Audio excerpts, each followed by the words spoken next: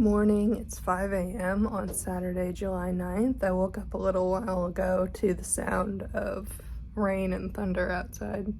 I read through all the comments from the Discord about last night's drive-in experience, and there were kind of some mixed reviews.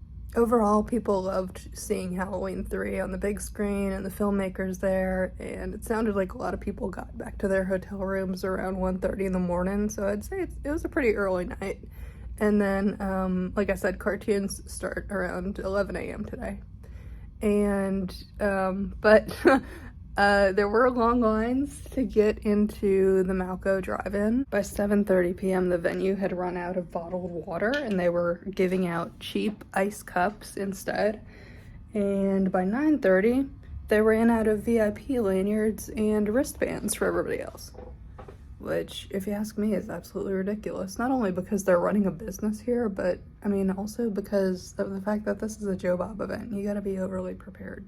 And there were people who missed the Mahoning Drive-In. They said that those people there who worked there were superheroes. I realized in hindsight that yesterday when I was walking around, I probably should have taken a while to check out the vendors because they really didn't have like a huge crowd around any of them.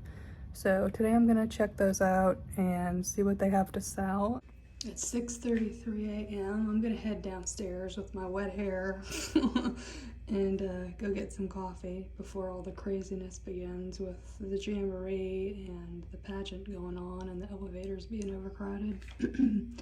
So I'm wearing my Jade the Libra Halloween shirt and my jeans and my sneakers.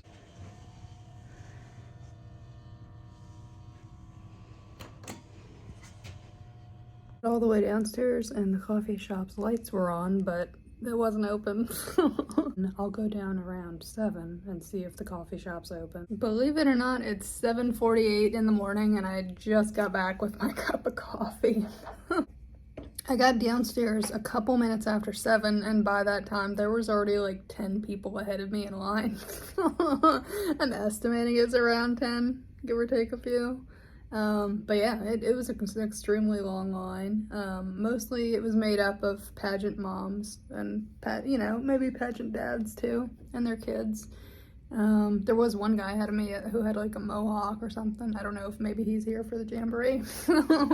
But anyway, so by the time I got up front, I was like, everybody else has been ordering like sausage croissants and bacon, egg, and cheese and bagels and, just taken up so much of this one barista's time that by the time I got up there I was like, you know what, I'll just have a large coffee. So I'm enjoying my coffee right now. I'll probably catch up on YouTube videos for a little while and then we'll see what happens later. In hindsight, one thing I wish I would have done differently for this trip is to pack my makeup and skincare the night before in the little travel containers. I didn't do that, and so the only thing of makeup that I brought was a Dior mascara. I didn't bring any eye makeup remover or face wash or foundation or blush or makeup brushes or anything like that.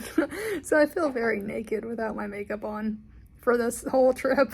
And I feel a little insecure because I know all the sighted girls, especially the ones who are signing here at the convention, I'm sure they probably have their makeup and hair on point, But anyway, it's 10 a.m. I'm guessing they're gonna probably seat everyone for the cartoons around 10:30 since it starts at 11. So I'm gonna head down there around 10:25. It's 10:20. I decided on a slight outfit change. I hope this shirt isn't see-through. I thrifted the shirt and I thrifted this jacket. I decided to put that on. Well, actually it's a cardigan. I decided to put it on just in case it might be cold in the convention room. It's about 12:30. I just got back from watching cartoons with everybody. I went back to the check-in desk and I brought my old wristband from yesterday that I had already broken. And I don't know if the lady like reluctantly gave me another wristband, but anyway, she gave me a new wristband and she said to keep it on all the rest of the weekend. But anyway, so I went downstairs, I got in line. I thought I was in line for the cartoons. And so when they let us in at 10:45, I walked into the room and I was like, oh, this is the vendor room. Anyway, so I got downstairs, and when I realized that I was in the wrong room, I asked the people out in the hallway, I said, where are the cartoons at? And so somebody walked me over there, luckily. There's like multiple rooms downstairs with a bunch of stuff going on. So they walked me down there, and there were already a ton of people, you know, able-bodied people who can see, that were filling up all the spaces. And so I ended up sitting kind of close to the exit and just listened to the cartoons. And there was free cereal for people that wanted it, but I was already full because I'd already had my Honey Cheerios upstairs. So I just listened to the cartoons. They showed Toxic Crusaders and Ghoulies, I think, and Ghostbusters. Along with Diana, there was the guy there who I met yesterday, the podcast guy who was like co-hosting the cartoons with her. So they co-hosted that, and it was fun. And I didn't bother her. I didn't say hi or anything. I just stayed where I was. There were a few people that introduced themselves to me. One guy was Dr. Mean from Twitter, and he volunteered to give me a ride to the drive-in tonight. He's not staying at this hotel. He's staying at a cheaper hotel that didn't have the best reviews on Google. So I'm not sure if I'm going to take him up on that. We'll see. And then as I was leaving from where the cartoons were, there was a guy named Jason, I think it was, who introduced himself to me, and he also recognized me from Twitter. So that was really nice, and he was like, oh, you won the last drive-in jacket around Christmas time, and I said, yeah. So it's nice to be recognized by people. And of course, the elevators were swarming with pageant moms and their little girls. So I don't even know if I want to brave taking the elevators right now or not. I did find out that there's a restaurant here that we don't have back home, which is Red Robin.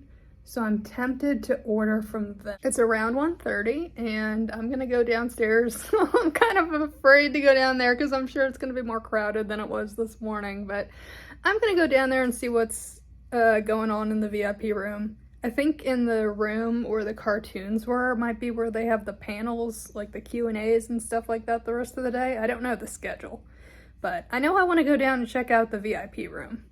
So we'll see what happens. Instagram or whatever, so I like get live. Almost like, all right, Matt, well, if you got this covered down here, yeah.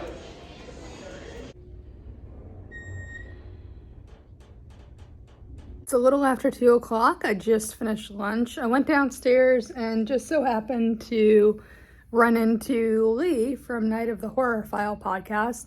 And so I asked him if he knew where the VIP room was with the food. And he was like, yeah, I know where that is. It's just down the stairs and to the left. And I was like, okay, well, can you show me? Because I don't want to accidentally end up in the wrong spot.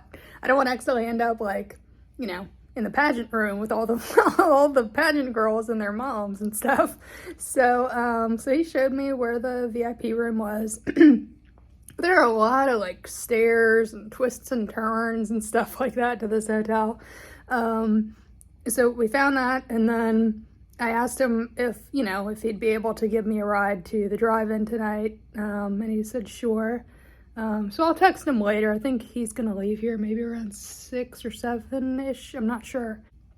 So I went to the buffet at the VIP room, and they didn't have enough people there for me to be able to grab somebody to ask them if they could tell me what everything was. So I kind of just looked at everything and guessed what it was.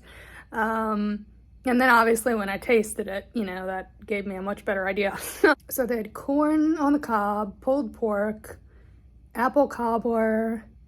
I think they had some kind of chicken. I didn't grab that though. And they might have had baked beans. I want to say spaghetti. I got spaghetti with meat sauce also. So that was good. It was kind of strange to be eating, in such close proximity with other people, especially when the pandemic is still going on. And there are a lot of people here who aren't wearing masks, but, I'm still trying to be diligent about wearing one just to be on the safe side.